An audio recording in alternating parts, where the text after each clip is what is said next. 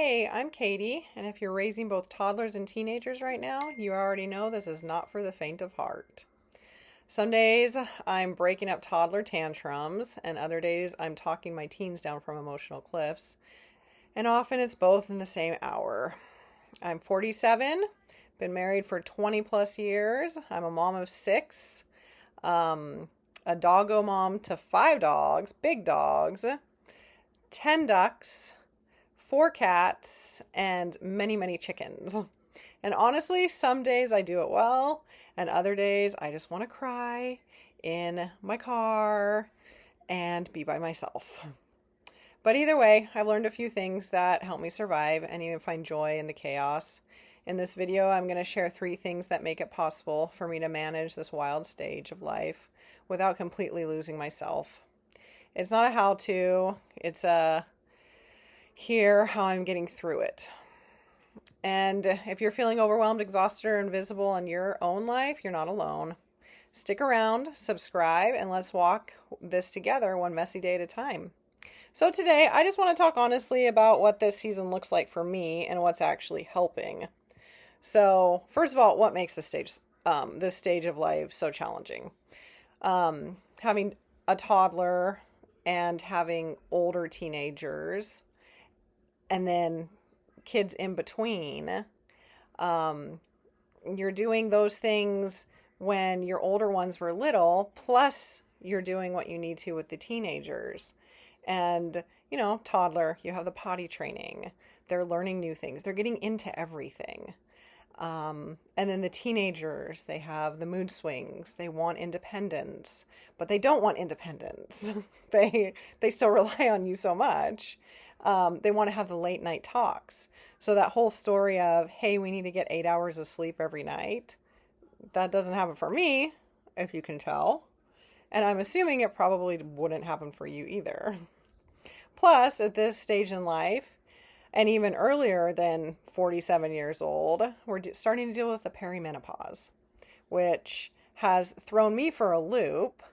I've thankfully figured some of that out and been able to handle it in a natural way, which I'd love to share at some time. Obviously, having to nurture my marriage. That's very important because I always want my children to see my husband and I as a team.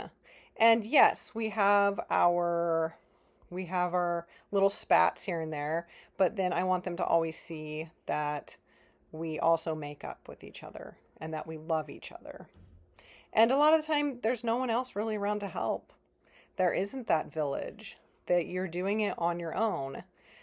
And some days that's really, really hard. And other days it's actually kind of nice because it's your way. You don't have to agree with other people's way of doing things or correct them as far as this is not how I want my children dealt with. It's not physical exhaustion, it's emotional exhaustion, it's emotional layering all together. So what is actually helping me? I don't have it all figured out, but here's what I'm trying. Obviously, you have to lower the bar a little bit. I think we all go into marriage, we all go into when we have our children with this expectation.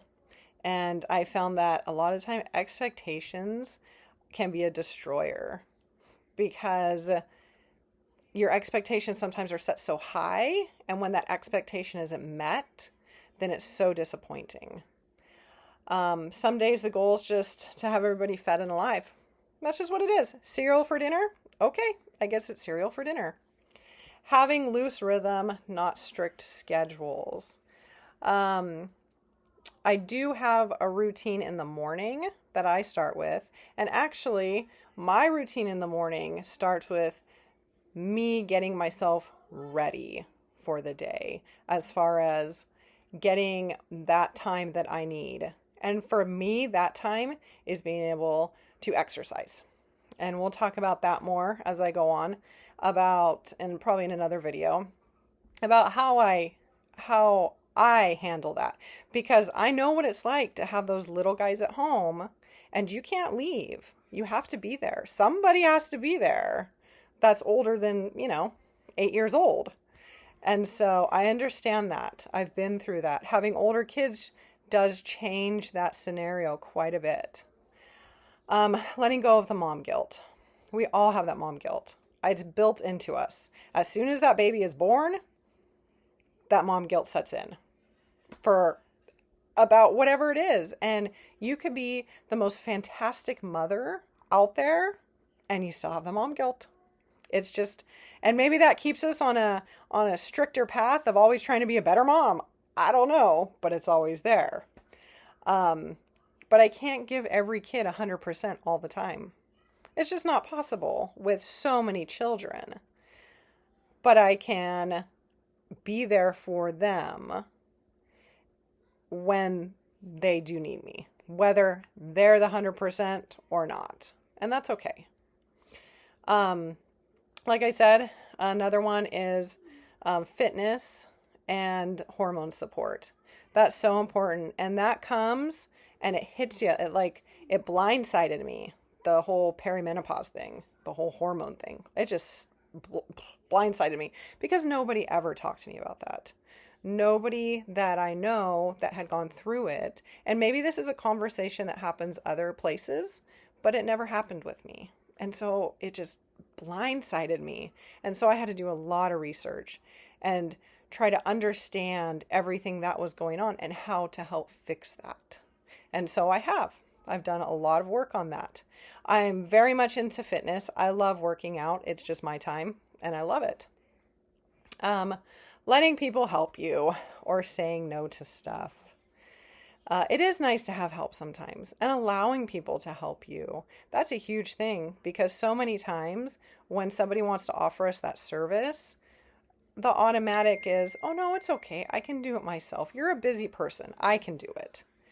But every once in a while, there's nothing wrong with saying, yeah, that would be great if you'd help me, because that's going to bless their life as well. And that's important to remember. It's not just about us. It's about them and the service they're offering. Obviously a trusted person, not just anybody out there, but a trusted person. So what I'm still learning how to let go of perfection. We all have that idea of what perfection is. I'm still learning to accept that this season is hard and I don't have to fix it all.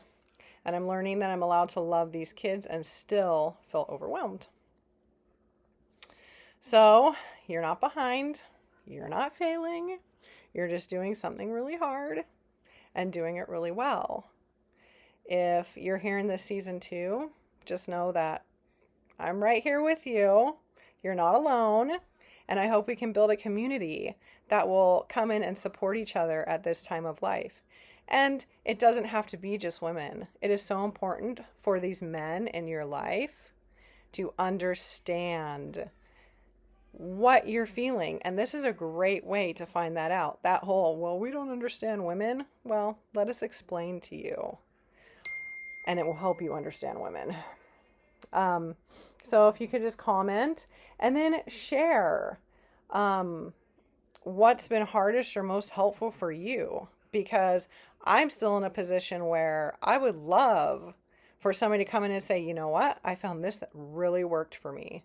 This is a great change that if you implement, it can help so much in this or that. And sometimes it's just little things that I am or am not doing. So if this has encouraged you, let me know below or share it with a mom friend or a dad friend, whichever.